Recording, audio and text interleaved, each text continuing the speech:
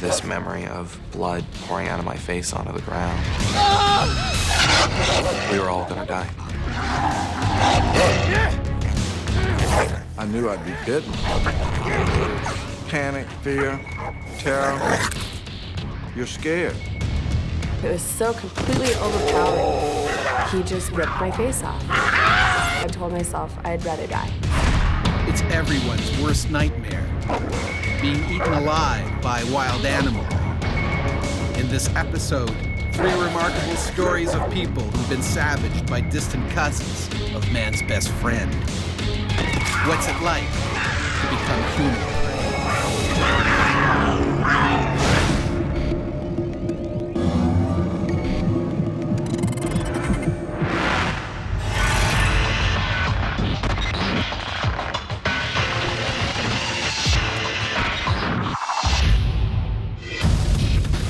On a canoeing holiday in the Canadian wilderness, the Delventhal family was savagely attacked by a lone wolf. There was nothing we could do to stop a wolf that wanted to eat us. Algonquin Park, Ontario. A vast landscape of forests, lakes, and rivers. A popular destination for hikers and nature lovers. And home to predators, including the eastern wolf. The conventional wisdom in North America is that wolves are basically harmless. But it became crystal clear that there were circumstances under which the wolves would be dangerous. This adult wolf has been expelled from his pack.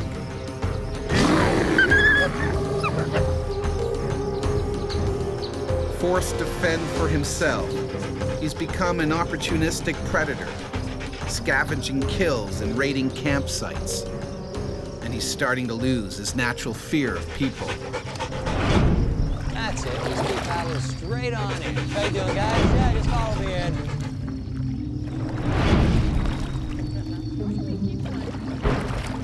The Delventhal family is near the end of a 9-day canoe trip to some of the park's most remote areas. All right, then. We wanted to get away from people, get away from human contact, really get as much as possible into nature to appreciate it as a family. Dig right in there. It had been one of the best trips, probably one of the high points of our lives together as a family. As the day ends, the Delventhals look for a place to set up camp. Hey, Tracy, how about right over here? The perfect spot, isn't it? Great job, guys. They're unaware that something else has also picked this site. Get ourselves a camp set up, keep the fire going. The wolf gravitated to the campsite because that was a place where in the past it may have smelled food, experienced food. Although both parents just want to kick back and relax, their older boys have plans of their own. We wanted to go out on the water and see the sunset. And our parents had very strict rule that me and my brother Eli were not allowed out in the canoes without one of them in the canoe. So we needed to convince one of our parents to go out with us. What do you say, Mom? We're gonna stay here and make dinner, and you boys go ahead. Tom and his 2 older sons set off in the canoe. He has no idea a hungry wolf may now be sizing up their little brother. About 80% of the attacks are aimed at children. And children are being taken while they are still struggling and screaming and are being carried off.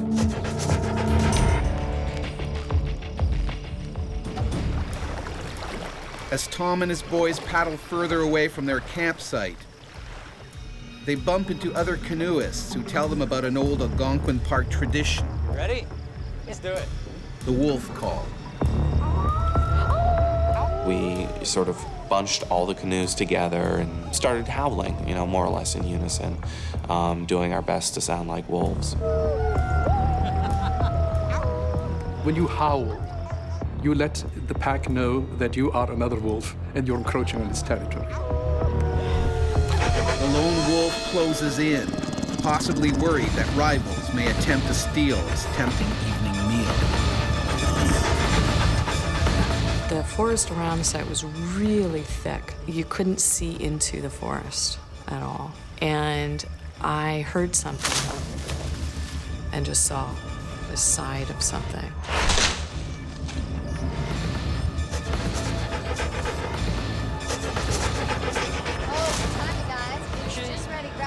Tom arrives back with his older sons.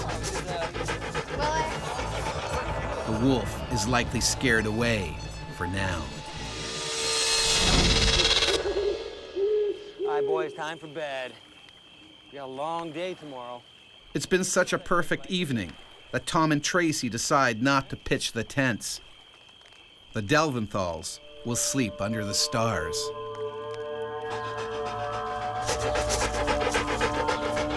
But sleeping outside makes the family vulnerable. My mom put Willem, who was only 3, in between me and Eli, who were considerably larger than him. Me, Willem, and Eli were down in our own little group. And I am going to sleep like a log. Tom and I, we were lying out under the stars and agreed that it was the most peaceful, grounded, safe that we'd ever felt in our lives. And talked about how blessed we were, that this was a glorious place. There is something quite wonderful about lying down and seeing the stars, but I was 12 and I was a little bit more scared of the world and scared of the dark.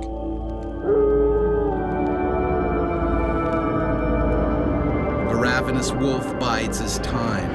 He waits until the family is still.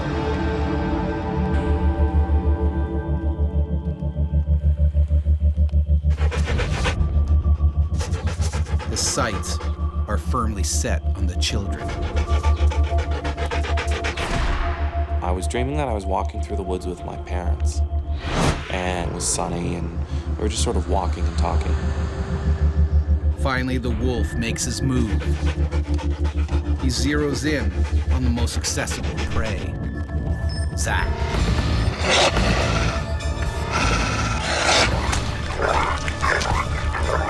While I was dreaming, there was definitely a sensation of pressure on my face.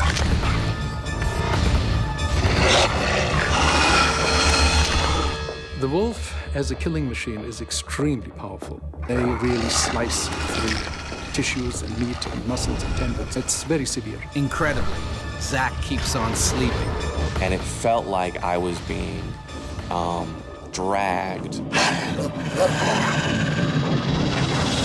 felt like I was sort of strapped to the front of a jet. Everything started rushing by really, really quickly, and that was the point when I woke up. Startled, the wolf runs back into the forest. It was one long, ripping scream. It was blood-curdling. Zach, what's wrong? What's wrong? What is it? He kept saying, "Something bit me." What happened? Something bit you? But they still have no idea what bit him. It was at that point that my thermals were getting wet and warm. And he started saying, "I can't breathe, I can't breathe, I can't breathe." And so I realized that he was bleeding profusely from the face. I sat there trying to gather myself, and I looked through the darkness to where they were huddled together, and then I saw the wolf. Go on! I was being as big as I could be and as loud as I could be.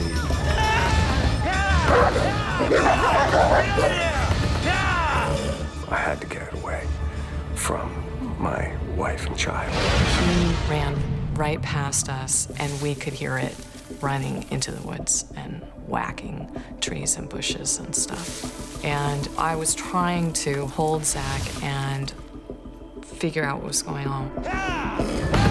The animal retreats. The wolf!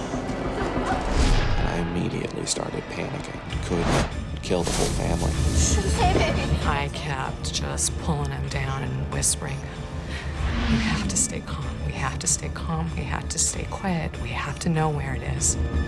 But with only a flashlight, the family has no idea where the wolf is hiding, whether it's vanished or simply biding its time. Wolves have a marvelous tapetum lucidum, which is the technical name for a membrane in the back of the eye which reflects light. And so wolves can see at night much better than we can. The wolf is probably watching the family's every move. He will choose the best moment to resume his attack. I thought we were all going to die. I thought that there was nothing we could do to stop a wolf that wanted to eat us. On a canoeing trip to Algonquin Park, Ontario, the Delventhal family has fought off a savage attack by a lone wolf.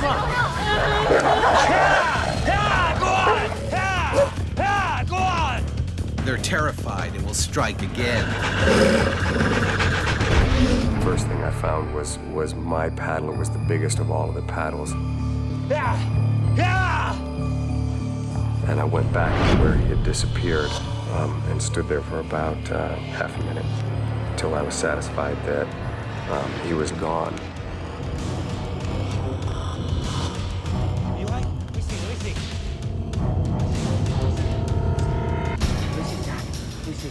My dad came up in front of me and shone the light in my face. Let me see signs. The first thing I saw was the terror and the fear in his eyes. And I could see that his cheek was totally torn through. I just kind of stopped and said, "Oh my God." I mean, it was slow and it was horrified and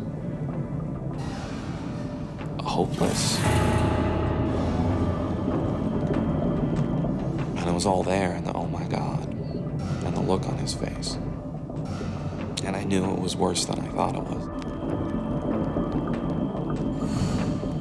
Again, the hungry wolf emerges from the forest.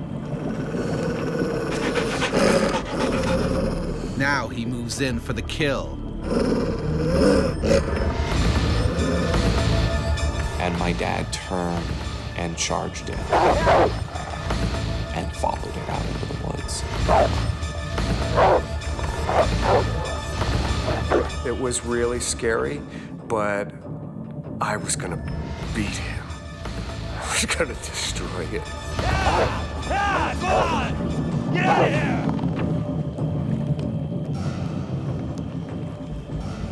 The trees wrapped around him, and he was gone. He disappeared.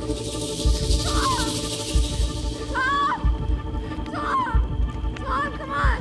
I thought if he doesn't come back, how am I gonna protect these kids on my own? My immediate thought was that I wasn't going to see him again.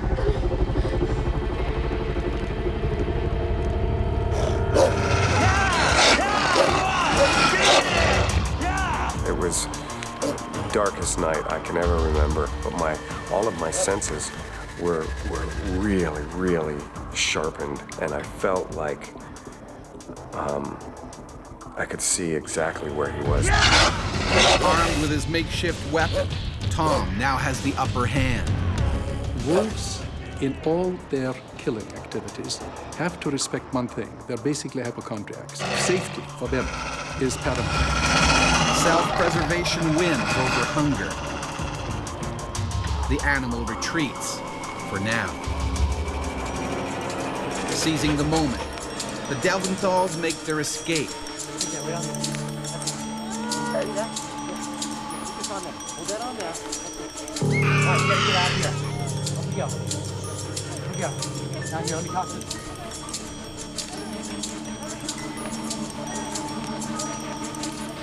Let's go, guys. Let's go.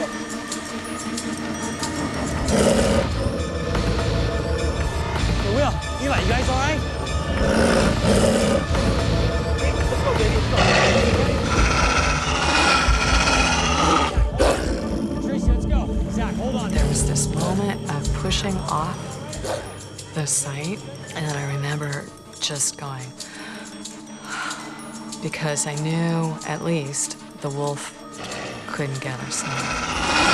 The family may have escaped the wolf's jaws, but Zach is still in terrible danger. He's losing blood fast. Hold on, son. I thought about dying, so I was just sort of peacefully lying in the boat and figured I could slip away now and it would be easy. What changed my thinking was thinking about my family and thinking about how much they would all miss me.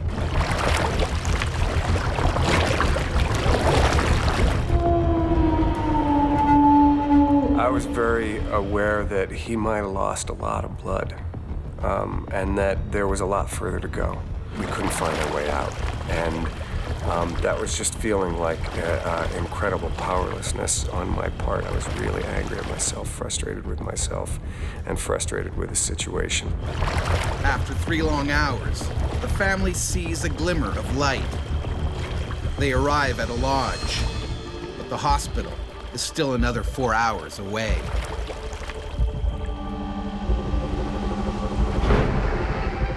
Zach undergoes 4 hours of emergency surgery. His nose is broken in 5 places, and it takes over 80 stitches to repair his badly lacerated face. Sheer luck that the wolf didn't grab part of the neck. With the tremendous bite force of the wolf, Zach would not have survived that. I'm very lucky. They took Zachariah into a triage room, and it was that moment. It was the first time that I looked at him, because I thought, okay, now we're safe, and I can see. And his face was just ripped apart. Even after the doctor had Zach and was doing what he could to put Zach's face back together again, the reaction was, well, it couldn't have been a wolf. And they treated me very much like I was hallucinating, or just a stupid geek from the city, or, you know, somebody who just didn't understand, obviously, because wolves don't do that. The scars themselves really aren't that visible. The psychological trauma leads to months of severe panic attacks. The therapist said, what happened is deep and primal, because you're supposed to be safe when you're asleep. He didn't know it was coming. None of us knew it was coming. Park rangers decide the lone wolf poses a serious threat to other campers. 5 days after the attack, they find the animal they believe terrorized the Delventals and shoot it dead. But Zach doesn't blame the wolf for what happened. I'm not really any more or less afraid of wolves than I was before. And I have a great respect for them and a great admiration for them. But they're always potentially dangerous.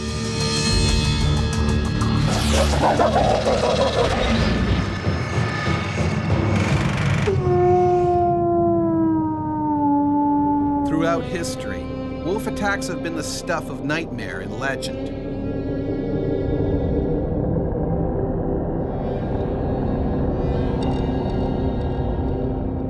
No ordinary creatures. In mythology, they often represented evil, even the Antichrist. Not even death could safeguard people from the wolf's jaws. In 16th century Scotland, bodies were often buried on islands to stop wolves digging them up and eating them.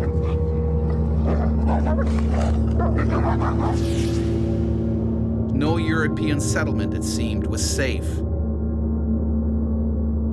In 1879, in a village in southern Finland, a pair of wolves went on a bloody rampage.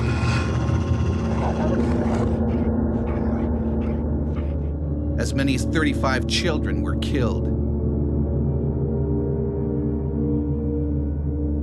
Eventually, the Finnish army was called in, but the wolves proved elusive. It took 2 long years to halt their terrifying reign. The female wolf was shot dead. The alpha male poisoned. By hunting in packs, wolves are highly efficient killers. Sometimes not even a gun will stop them dead. A woodsman living in Springfield, Missouri in the early 1900s learned this the hard way. Ambushed by a furious wolf pack, he fought a heroic battle for his life, but overpowered before he could reload his rifle. He was later found ripped apart, surrounded by 5 dead wolves. Ever since the first white settlers arrived in North America, wolves have been relentlessly hunted and killed. But in their place, their canine cousin, the coyote, has flourished. Increasingly, the ever-adaptable coyote has moved into urban areas. And increasingly, humans come face to face with them.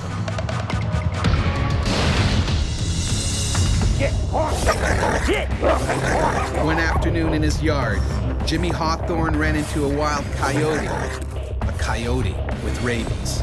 I couldn't believe what was happening. I knew I'd be bitten. It was scary.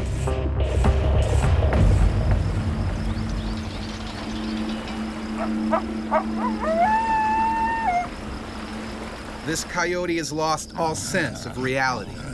He's suffering from rabies. The disease in his brain has eradicated any fear of people. All he wants to do is attack. Most likely, the coyote encountered a rabid raccoon. They tangled, and the raccoon bit the coyote. The rabid animal has left his natural habitat behind. He's now in the residential neighborhood of Lenaxa, Virginia, and is a deadly threat to anyone who crosses his path.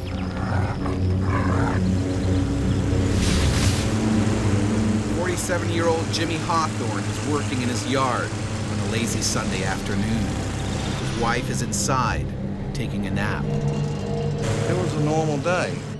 I was actually using the lawnmower to blow the leaves off the yard. Jimmy is completely unaware that he's being watched. I probably see coyotes once a month, and then when they see you, they're gone. They're scared of humans. But not this coyote.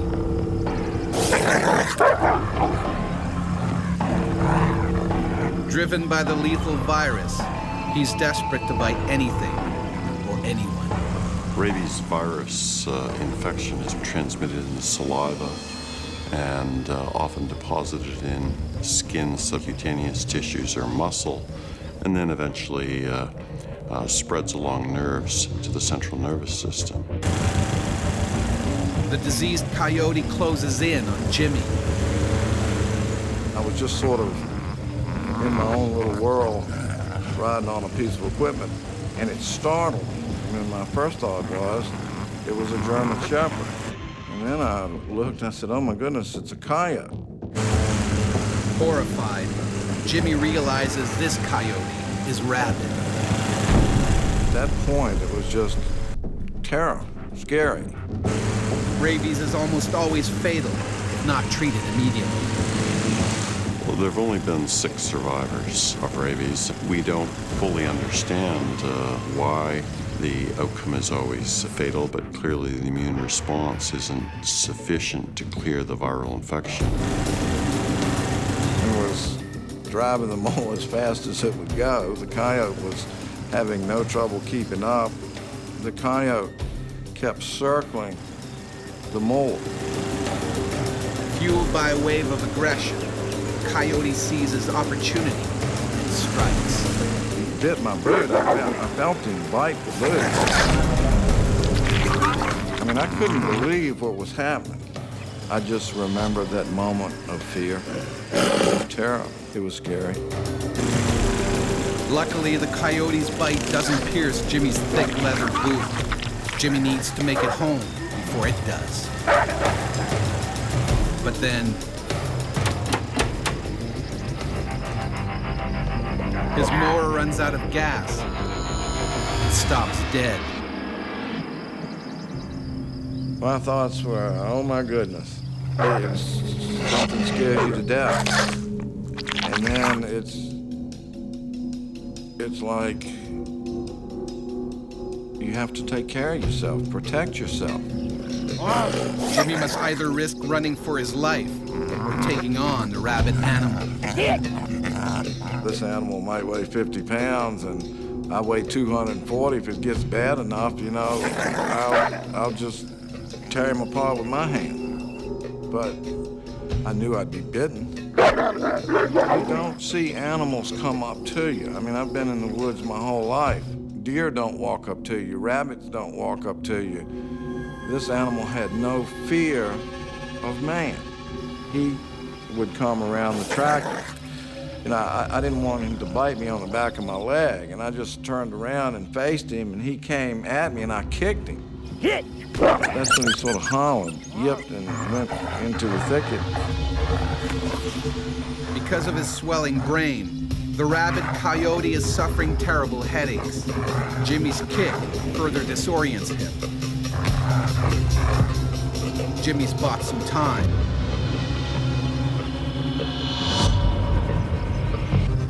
But only a little. I looked around and found a big stick about 8 foot long. And I said, well, I can use this to keep him off of him. And he was aggressive, extremely aggressive. Coyotes, canine teeth, are so much longer than, say, a Doberman. They're prepared to hunt and kill.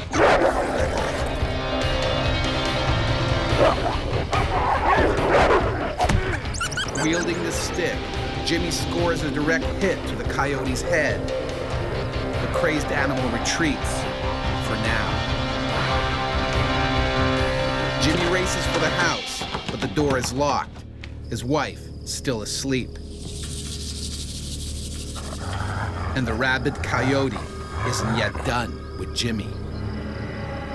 I'm knocking on the door, and then I see him running across the front yard, coming back. The ever more aggressive coyote closes in for the kill.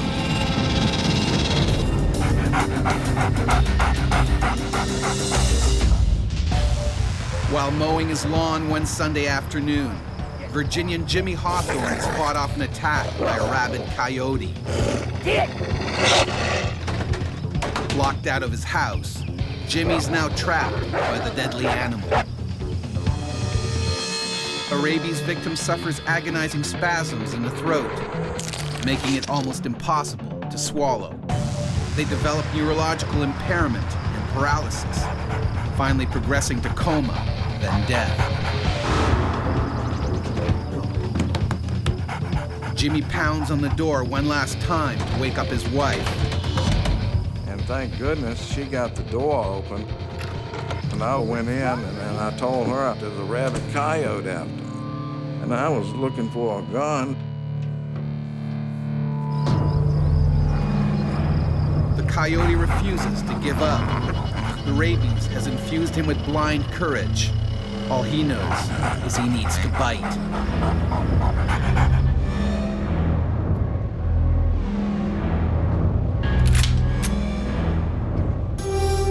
Jimmy has to end the battle, now. In the initial stages, it's panic, fear, terror. Honey, you stay inside. You're scared.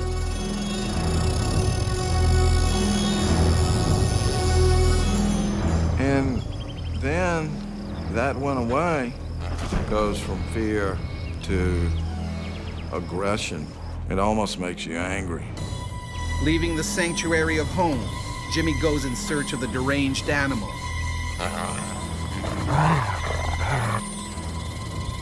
But this time, he's prepared.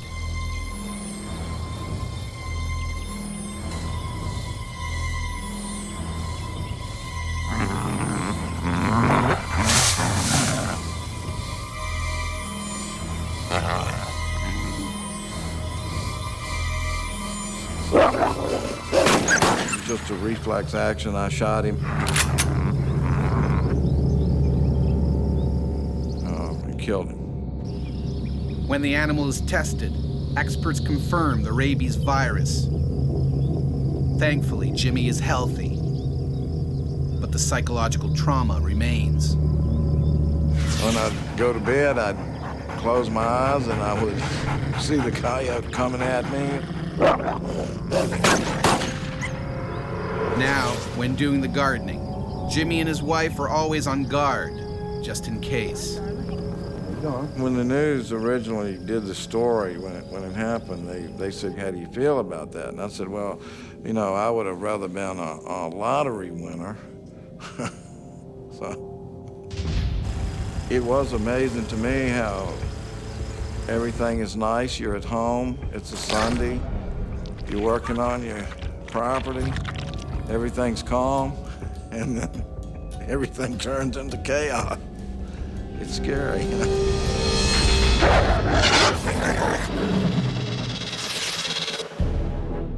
Rabies has terrified people for thousands of years. In the 16th century, a deadly epidemic swept across Europe. Stories of horrific attacks by mad animals foaming at the mouth entered popular folklore. Peasants in the countryside faced the greatest risk, but not even cities were safe. In 1450 in Paris, a pack of wolves, some probably rabid, created blind panic when they breached the city walls.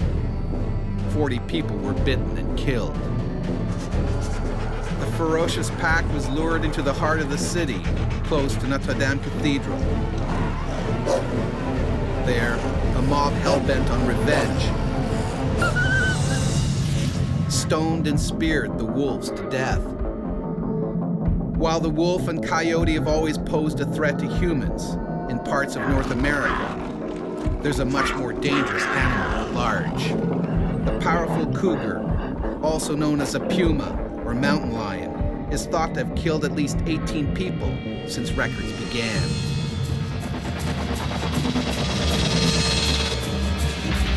Aniela was almost one of them. While on a mountain bike ride with her friend, the cougar pounced and tried to snap her neck. And you think, this is just a nightmare. I told myself I'd rather die.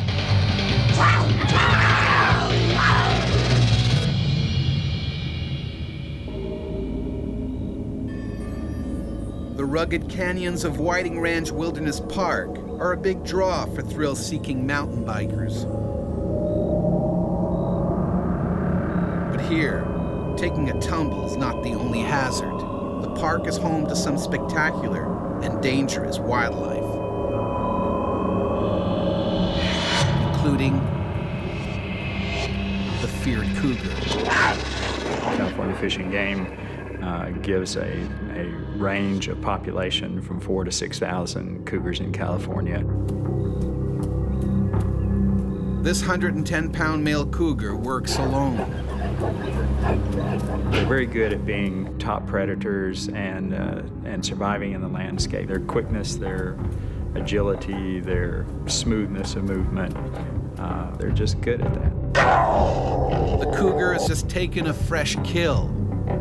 They will immediately take them off into the brush, and that gives them cover and allows them to feed in peace. One cougar will have a territory of roughly 30 to 50 or more square miles. The big cat buries what he doesn't eat for another time. He'll attack anything that threatens his food cache. Always the slowpoke. Even humans. Aniela, a personal trainer and ex-Marine, and her friend Deb Nichols meet up for a biking excursion. They choose Cactus Hill Trail because of its exciting twists and turns. Ann and I got together because we have common riding styles. We tend to just like to ride hard and not talk a lot. I tend to take up sports where there's usually some rough play. You have to be willing to get dirty, have to be willing to, get cuts and scrapes and maybe some poison oak along the way. But I love it for the adventure. But today, Cactus Hill Trail will take them on a journey they won't soon forget. Ann and Debbie are heading straight to a death trap.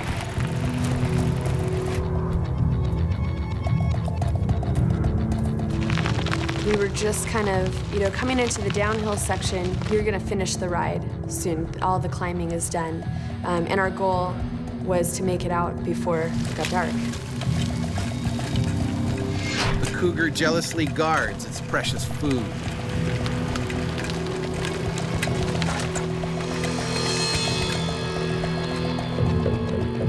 Mountain lions don't move very far from their kills. Once they've cached the kill, they tend to stay relatively nearby.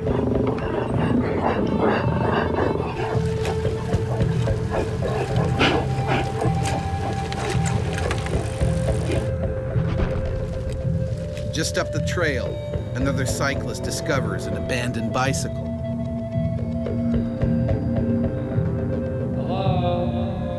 He has no idea who it belongs to.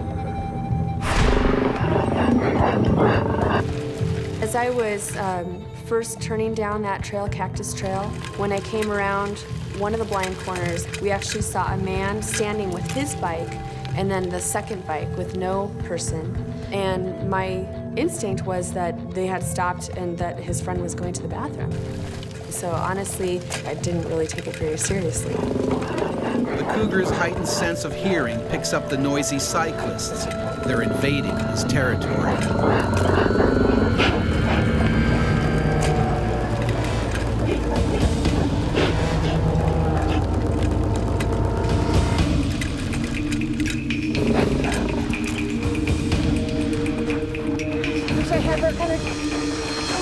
Debbie falls behind.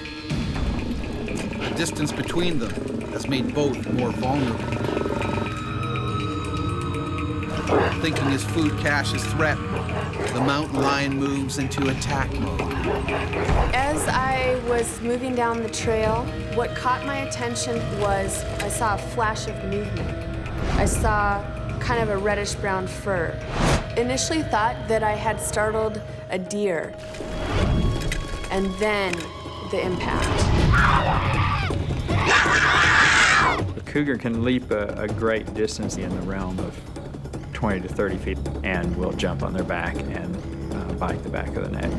The only thing I can liken it to would be if you're riding your bike and you got hit by a car from behind. That's what it felt like to me. I mean, the impact was unbelievable. I was face down and he was trying to bite at the back of my neck. And I knew, okay, this isn't a deer. The lion's impetus is to kill as quickly and as efficiently as possible because that reduces its own energy expenditure and its own chance of harm. I just couldn't believe that had just happened to me. And you think, this is just a nightmare. This can't really be happening. You can't wrap your brain around it. Ann's helmet protects her for now. But the cougar is determined to win this battle. If they don't kill with the first bite, they may move their bite gradually around to the front of the throat and take the prey down by asphyxiation. It was like nothing I've ever experienced before in my life. It was so completely overpowering. I could feel it actually hanging on to my shoulders. The lion's claws were dug into each of my shoulders, and he was trying to bite at the back of my neck. He was able to manipulate and move me around, release his grip and grab on again and just drag me. I could hear Ann's cry, screaming, and it sounded unusual. It sounded like a siren over and over. And then just within an instant, I came around the corner and saw the mountain lion. Debbie needs to think fast. In sheer desperation, she tries to scare the animal away.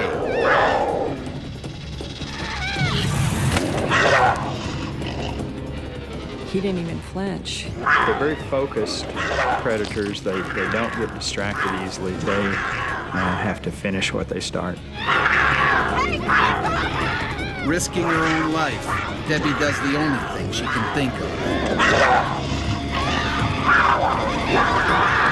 When I grabbed her leg, I thought, it was going to be something that would, alarm him at least, but it didn't. It didn't seem to faze him. All it would have taken is one swipe from that line to take Debbie out. And she put herself in that situation where that was a very strong possibility. And I had a death grip on her calf area. I was just amazed at his strength. I just remember watching her face and watching her hanging onto my leg and screaming at the top of her lungs. Debbie's frantic attempts aren't working. She can't pry her friend loose. I was very aware that he just basically ripped my face off. An adult male cougar's powerful jaws are comprised of 30 razor-sharp teeth. Measuring as long as 2 inches, these massive canines are used to deliver a lethal bite. The other teeth are specialized in slicing and shearing flesh. They're able to crush leg bones, femurs, large bones, and commonly eat the entire skull. They're very, very strong. Ann is fighting a highly motivated killer and losing. To be honest, that was the only time. It was for a split second, but I basically told myself I'd rather die. I don't remember anything but his tail smacking in his eyes and thinking, I'm so close and I'm screaming so loud, why don't you let go of her face?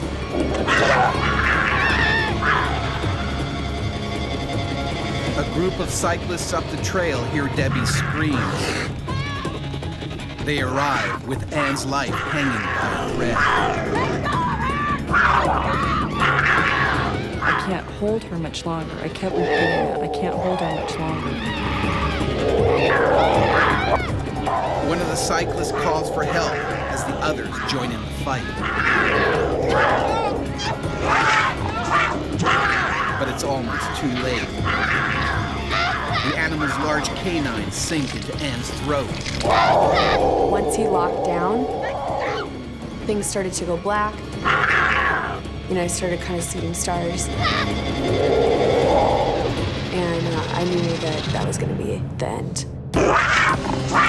Aniela is now on the edge of death, and her friend is powerless to help. Aniela has been savagely attacked by a cougar in a California national park. Her best friend and 2 passing cyclists struggle to save her before it's too late. Dear God, please give me the strength to hold on to her. He's eventually gonna let go. But the cougar is determined to finish the job. Their focus is intense, even to the point of ignoring a certain amount of negative stimuli, rocks and sticks and things like that. They're very focused, but they do recognize that they're getting hit, and at some point they potentially will give up. One of the rocks finally hits its mark. The cougar relents and lets go. The attack may be over, but Ann's struggle to survive isn't. She needs medical attention urgently. Stay down. Stay down. Reassure me. When I came to, I was lying on my back at that point, and I felt as though I was drowning. And we realized that it was blood. Come on. Debbie is also fearful the cougar may want to finish what he started. Hold her next to us.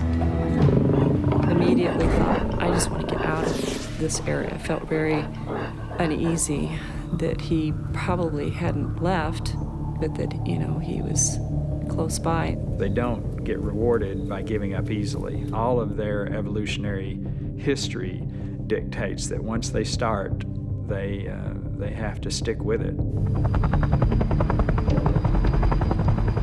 The paramedics arrive at the scene,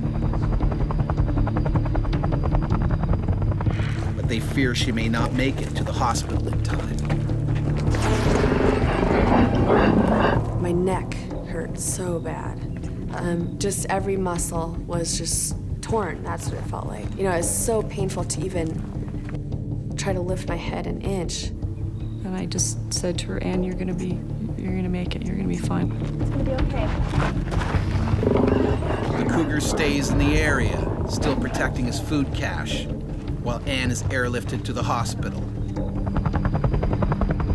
Surgeons tell Anne that the cougar's bites were millimeters away from ending her life.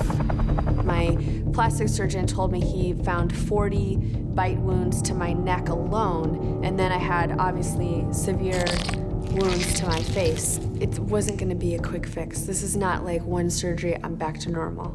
And then I realized I'm not ever gonna be back to normal. Later that evening, park rangers locate the owner of the abandoned bicycle.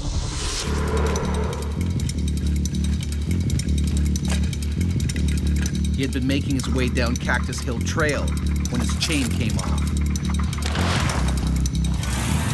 Unaware, he was being watched.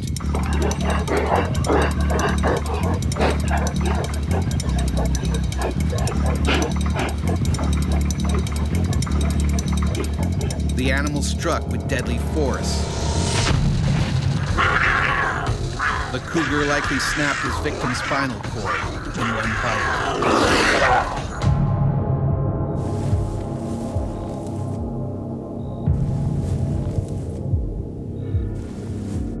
Gosh, I can't believe that I'm still here. It kind of helped me to be so thankful that I was still alive, to realize that here this adult man had been killed, and I made it. A team of park rangers has no choice but to track the man-eater. He's shot dead not 50 yards from his first kill. Unwilling until death to give it up. I think they're gorgeous animals. I have a lot of respect for what they're capable of, appreciating that they need their space too. An experience like this obviously makes you appreciate your friends. Debbie, specifically, she risked her own life. That's true friendship.